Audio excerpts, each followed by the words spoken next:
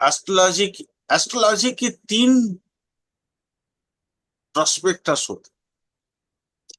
पहला प्रोस्पेक्टस क्या है? प्रोफेशन। एक एस्ट्रोलॉजर के लिए astrology is a profession. When you are being an astrologer and want to earn from that by consultancy, that it is your profession. So you are the professional astrologer and it's the medium of earning. ये एक prospectus एक astrologer के लिए है। दूसरा prospectus क्या होता है? देखो, एस्ट्रोलॉजी को अगर मैं इसकी जो एटमॉस्फेयर के हिसाब से, माने ज्ञान की अगर मैं इन पे बात करूं तो एस्ट्रोलॉजी को हम 5 या 6 भागों में बांट सकते हैं। सबसे नीचे वाला पोर्शन, जिनको एस्ट्रोलॉजी कुछ भी नहीं आती हो, बट वो अपना प्रोफेशन चालू कर दिए, वो नंबर माने एक लोअर लेवल का एस्ट्रोलॉजर, जिसको ये नहीं पता है कि केतु के बाद किसकी क्या बोलते हैं वो दशा आएगी। एक वीडियो मेरे दोस्त अजय ने दिया था। एक सेकंड वेट करना थोड़ा।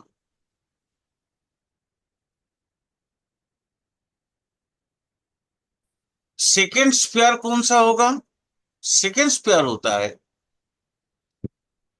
जो एस्ट्रोलॉजर जिनको ये मालूम है कि केतु के बाद किसका नक्षत्र आएगा, मतलब किसकी राशि ये दशा महादशा है। कल मेरे एक दोस्त ने वो है एक व्यक्ति है, एक वीडियो दिखाया जहां पे उन्होंने बोला कि केतु के बाद मंगल की दशा आई, ए सॉरी, केतु के बाद राहु की दशा आई। जबकि वो 8,000 10,000 रुपया अपना फीस लेता है। मैंने वो भी एस्ट्रोलॉजर देखा। क्या आप लोग बता सकते हैं केतु के बाद राहु की दशा आती है कभी? बिल्कुल नहीं सर। नहीं तो आती। वीनस का होगा। केतु के बाद विनाश का आता है। ठीक है, मतलब ये एक एक तरह का एस्ट्रोलॉजर है जिनको ये भी मालूम नहीं है कि केतु के बाद राहु नहीं है, विनाश आता है, बट वो 8,000 10,000 रुपये फीस लेके अपना दुकानदारी कर रहे। दूसरे तरह का एस्ट्रोलॉजर जिनको ये सारी चीजें मालूम है, प्रेडिक्शन भी करते होंगे। प्रेडिक्शन सही भी होता है क्योंकि प्रेडिक्शन देखो लाख का मैटर है। क्योंकि किन्हीं व्यक्ति की कुंडली में अगर 5-9 काफी प्रोमिनेंट हो जाए तो ही वो प्रेडिक्शन में बहुत अच्छा हाथ बटा सकते हैं, यानी वो प्रेडिक्शन अच्छा कर सकते हैं। ये उनकी कुंडली का मैटर है। लेकिन उनको ये नहीं पता है कि स्थिर अग्नि की बाह्य रूप कैसा होगा और अभ्यंतरीण रूप कैसा होगा, नहीं मालूम उनको। 11,000 12,000 रुपए ले रहे प्रेडिक्शन का, लोग दे भी रहे। ऐसा नहीं कि वो ले रहे हैं, लोग दे रहे हैं तभी ना वो ले रहे हैं। मैं एक ऐसा एस्ट्रोलॉजर को जानता हूं जो वास्तु करने के लिए 50-51 हजार रुपया लेता है। जानता हूं, बट मुझे मैं उसको इतना जानता हूं कि वो क्या करके आता है मुझे नहीं मालूम। ठीक, इस तरह का एक एस्ट्रोलॉजर होता है। तीसरे एक एस्ट्रोलॉजर होते हैं जिनको थियोरेटिकली सब मालूम है, जो थ्योरी थ्योरी में मतलब एकदम वो कंठस्थ है, बट अगर उनको आप कोई प्रैक्टिकल अपनी कुंडली दे दो, वो नहीं बोल सकते, बट पढ़ा रहे। 2 लाख 2.5 लाख रुपए फीस लेके पढ़ा रहे। ये भी कुछ एस्ट्रोलॉजर होते हैं, ये 3 नंबर के होते हैं। चौथे नंबर की जो एस्ट्रोलॉजर होते हैं, जो आप धीरे धीरे से एस्ट्रोलॉजी की दुनिया से संन्यास ले रहे, अब उनको उस समय आप धीरे धीरे एस्ट्रोलॉजी समझ आ गई कि एस्ट्रोलॉजी वास्तव में पैसा कमाने का चीज नहीं है। पंचम, पांचवी तरह का एस्ट्रोलॉजर, माने चौथा में रिसर्च पे कदम रखना, पांचवी में आप वो ना पागल होते हैं। उनको लगता है कि एस्ट्रोलॉजी इतना आसान है, तो लोग क्यों ना सीखे, क्यों इतना खर्च करे, लोग कोई अपना एस्ट्रोलॉजी खुद खुद करे। मैं वो पांचवा नंबर में आता हूँ, छठा एस्ट्रोलॉजर, जो दुनिया से काट ऑफ होकर जाके कहीं बैठ जाते हैं और बैठ के सिर्फ अपनी एस्ट्रोलॉजी करते हैं। अपनी एस्ट्रोलॉजी का मतलब होता है वो समाधिस्थ होते हैं। वो नहीं बन पाया अभी तक मैं। जिस दिन बन जाऊंगा फिर मैं भी ये यूट्यूब यूट्यूब आप लोगों से सबसे कट ऑफ हो जाऊंगा। मैं अभी वो पांचवा नंबर में हूँ। नेचुरली दिक्कत ये है ना कि मेरे दिमाग में तो सारे क्वेश्चंस चलते हैं, कभी कभी क्लास में मैं बोल दिया करता हूँ। जैसे कल की क्लास में मैंने बोल दिया था बहुत सारी चीजें। बट आप लोगों को वो नहीं सोचना है। देखिए, मैं पढ़ा रहा हूँ और आपको सिखाने की कोशिश कर रहा हूँ, तो मैं अब आपकी तरह से कोशिश करूंगा कि आपको सिखाऊं। पसंद हो तो क्लास में रहना, पसंद ना हो तो क्लास छोड़ दे, कोई मैटर नहीं, मुझे कोई फर्क नहीं पड़ेगा। राशि तत्व, हम लोग जो क्लास में थे, जिस क्लास में, ये देखो 4 लैंग्वेज में 4 लाइन में ये राशि तत्व खत्म हो जाएगा। कौन कौन सा? राशि तत्व में आपके पास 4 राशि, 4 तरह का राशि है। एक है जल राशि, अग्नि राशि, पृथ्वी राशि, वायु राशि और जल राशि। ये 4 तरह का राशि। उसके गुण 3 है, चर, स्थिर और द्विस्वभाव। अब द्विस्वभाव में भी 2 ही गुण आते हैं, वो भी चर और स्थिर ही है। पहला 15 डिग्री चर है, दूसरा 15 डिग्री स्थिर। यानी अगर हम देखें तो वास्तव में 2 है, लेकिन हम अकॉर्डिंग टू पराशर बोलेंगे 3। उसके 3 प्रकार की प्रकृति है, चर, स्थिर और द्विस्वभाव। चर की मुख्य गुण क्या है? चर चलायमान है। उसके अगर अभ्यंतरीण हिस्से को देखें, अगर तो वो अभ्यंतर में अपनी गुस्सीलापन रखा हुआ होता है। और बाहरी सूक्ष्म भाव को अगर देखें तो वहां पे कोई दिक्कत नहीं है। मतलब एक कोई भी राशि के अंदर ये जो 4 तरह की जो राशि मैंने बोला, मतलब अग्नि, पृथ्वी, वायु और जल, ये जो 4 प्रकार की राशि के अंदर 2 मुख्य गुण होते हैं। एक होता है उसकी जो ओपन क्वालिटी, और एक होता है उसकी हिडन क्वालिटी। हिडन क्वालिटी में मेलिफिक होता है तो वो सर्वनाश करता है, सत्यानाश करता है। लेकिन ओपन क्वालिटी में वो सुम्य बहुत अच्छा दिखता है, हर चीज आपके फेवर में होता है, मतलब वो बेनिफिक है।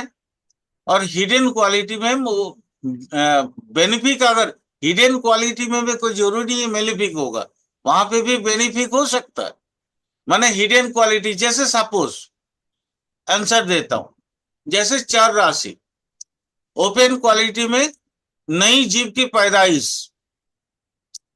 वो कर सकता है। हिडन क्वालिटी में भी नई जीव की जो जीन की जो टेक्नोलॉजी में डिफरेंस होता है, जिसको हम लोग क्या बोलते हैं उसको, हाइब्रिड, वो चर करता है, चर राशि करता है उसको, तो वो भी बेनिफिक होगा तभी होगा। लेकिन वही अगर चर का वो हिडन क्वालिटी खराब हो जाए तो फिर वहां पे आंधी तूफान वगैरह, माने सॉरी, दबानल वगैरह आते रहेगा। चर मतलब चर इस तरह का, चर अग्नि के लिए अलग, ये दो दो क्वालिटी। अब चर अग्नि अलग है, चर वायु अलग है ना। तो ये चीजों, इन चीजों को अगर हम देखें तो वहां पे अल्टीमेट आपको को दो ही चीज मिलता है। एक मिलेगा जो बेनिफिक गुण है, आउटर आउटर प्रोफाइल, और एक होता है हिडन प्रोफाइल।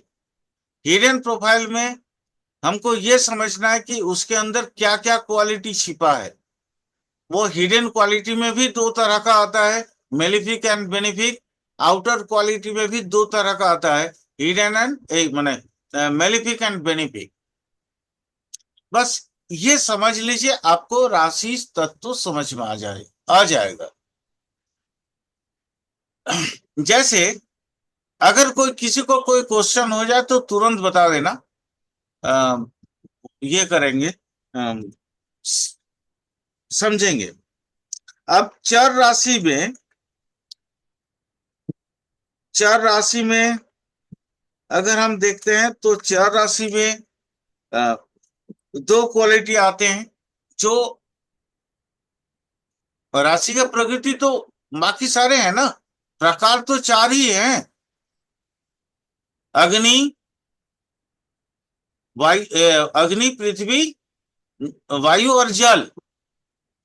तो मान लो चार अग्नि होगा, चार अग्नि की, अब अगर बाहरी आउटर वाला फील्ड देखें तो नई जीव पैदा करने वाला, सजगता। अगर अंदरूनी पार्ट देख ले तो रिसर्च, जेनेटिक टेक्नोलॉजी, जीन के अंदर बहुत सारा चेंज अप करना, वो सारा चीज आ गया हिडन क्वालिटी में। बट आउटर में भी दो प्रकार का होता है, मेलिफिक एंड बेनिफिक। अंदर में भी, हिडन में भी दो प्रकार होंगे, मेलिफिक एंड बेनिफिक। हिडन में अगर वो वही जेनेटिक टेक्नोलॉजी यूज करके वो ऐसा ताबड़तोड़ ऐसा कोई नया जीव पैदा कर देगा कि मतलब अ, जैसे वो हल्क, हल्क था ना, हल्क, याद होगा आप लोगों ने, मूवी में देखा होगा, है ना। सुमदीप, मूवी में देखा ना हल्क, नहीं नहीं सर, मूवी नहीं देखता। यानी कोई एक बहुत मतलब भयंकर कोई जीव पैदा कर दिया जेनेटिक टेक्नोलॉजी हम्म, यूज करके, समझ गया। जेनेटिक टेक्नोलॉजी यूज करके, तो वो हो गया मेलिफिक वाला। लेकिन अगर बेनिफिक होगा तो वो, मान लो लौकी बनाएगा, लौकी के साथ उसके जेनेटिक टेक्नोलॉजी चेंज करके ऐसा होगा कि उसकी पैदावारी बहुत ज्यादा हो जाएगी, उसके उपजाऊ मतलब उपजाऊ तो बढ़ जाएगा, साथ में उसके जो फूड क्वालिटी है वो बढ़ जाएंगे, इस तरह। वही अगर हम चार अग्नि हो गया, वायु को देख ले, पृथ्वी को देख ले, सर तो चार फिर आउटर क्वालिटी चरा अग्नि का क्या होगा, मैलिफिक का? आउटर क्वालिटी चार अग्नि का होता है वो चंचलता, इस तरह का चंचलता जहां पे स्थिरता होती ही नहीं है। वो लाइफ में हम्म। कभी साइन नहीं कर सकता, लाइफ में ओके। कभी साइन नहीं कर सकता, क्योंकि वो एक काम स्टार्ट करेगा तुरंत उस काम को छोड़ देगा। उसके अंदर एक अजीब सा पागलपन हो, अजीब सा पागलपन। जहां पे चीजों को निरंतर करने में उसको रोकता है। हम्म। आप फ्लर्टी बॉय के नाम सुने हो? बताइए sir. Flirty boy, flirty girl, जो फ्लर्ट करने के लिए पैदा होते हैं। जीवन उनके लिए वो फ्लर्ट करने के अलावा कुछ है नहीं। कोई कमिटमेंट नहीं है उनका, बस कोई हमेशा कमिटमेंट नहीं, नया। कोई कमिटमेंट नहीं। ये फ्लर्टी जो नेचर है वो वही आउटर का जो है मेलिफिक गुण है। हम्म। कमिटमेंट क्या, इनके जीवन में कोई डिटर्मिनेशन नहीं है, कोई डिटर्मिनेशन नहीं है। इनको इनके जीवन की कोई निश्चयता ही नहीं है कि वो जीवन में क्या करना चाहेंगे। कोई है ही नहीं, कुछ कुछ भी नहीं है इनके पास।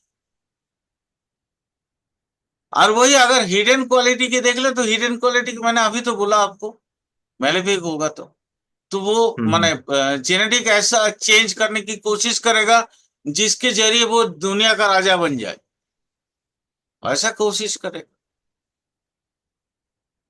क्लियर हुआ? जी सर। अब मान लो वही चार अग्नि हो गया, चार वायु, चार पृथ्वी में अगर हम जाते हैं तो चार पृथ्वी, एक चार सात,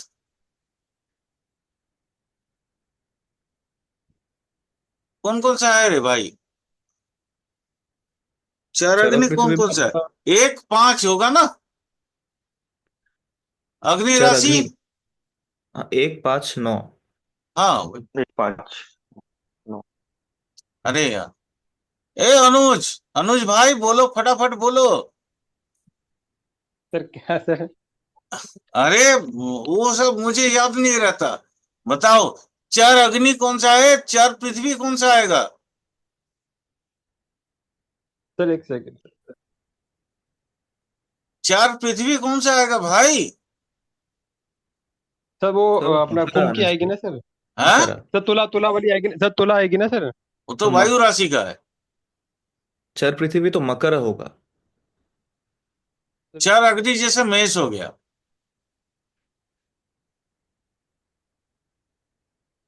सबको कंफ्यूज कर रहा हूं ना? नहीं सर, मकर होगा ना। चर अग्नि, चर पृथ्वी। चार पृथ्वी मकर है, बिल्कुल है, हम्म। बिल्कुल है। लेकिन बाकी इन लोगों को भी तो बोलने दो।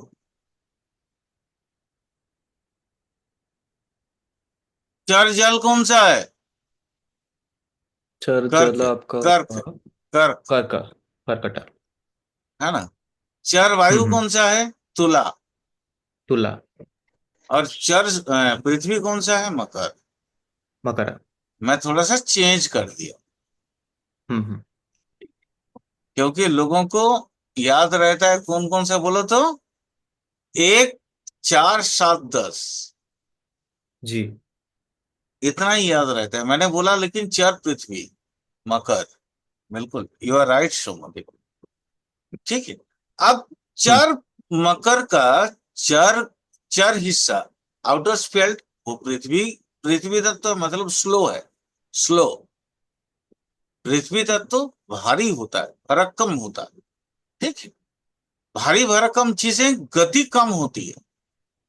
अब यहाँ पे जो चीजें आएंगी वो कैसा होगा, उसके अगर आउटर स्फीयर को देखें हम, तो आउटर स्फीयर में क्या क्या चीजें हैं? चार पृथ्वी में बाकी जो माने चीजें हैं वहां पे गंभीरता अधिक है।